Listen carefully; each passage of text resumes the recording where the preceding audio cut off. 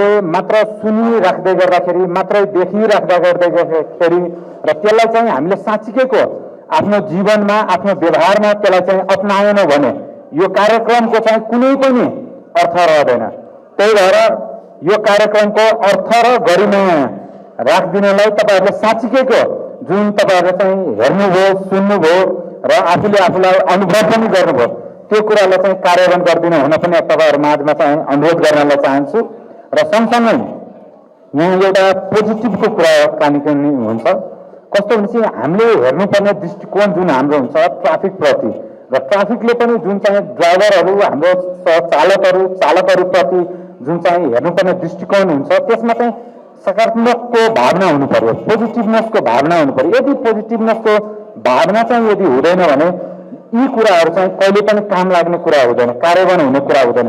त्यही भएर एक अर्काप्रति चाहिँ पोजिटिभ र ट्रस्ट बिल्डअप गर्नु चाहिँ एकदमै नेसेसरी हुन्छ। त्यही भएर तपाईहरुले पनि ट्राफिकहरुप्रति गर्ने सम्मान, नेपाल प्रहरी प्रति गर्ने सम्मान तपाईहरु पोजिटिभ भइदियो भने तपाईहरुले पनि हाम्रो चाहिँ जो चालक हुनुहुन्छ उहाँहरु पनि पोजिटिभ नै रेस्पोन्स आउँछ।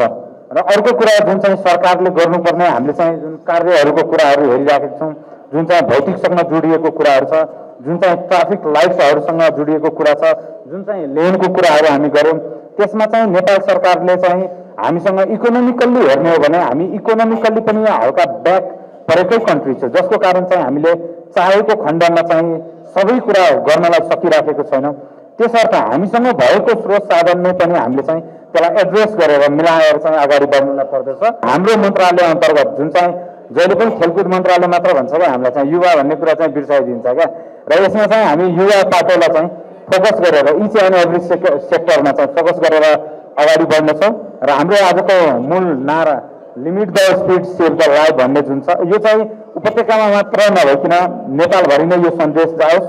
र यसमा चाहिँ हाम्रो युवा साथीभाइहरूले चाहिँ साँच्चीकैको जुन चाहिँ हाम्रो उमेर रहेको छ एउटा टिन एज ग्रुप, त्यसमा चाहिँ हामीले जसरी चाहिँ यो गाडी जुन चाहिँ हाम्रो बाइकको कुराहरू सबैभन्दा मोस्ट एक्सिडेन्ट केसेसमा पर्नुहुन्छ र इन्जुर्ड केसेस र डेथ केसेस पनि सबैभन्दा बढी बाइकैमा हामीले हेर्नलाई चाहन्छौँ।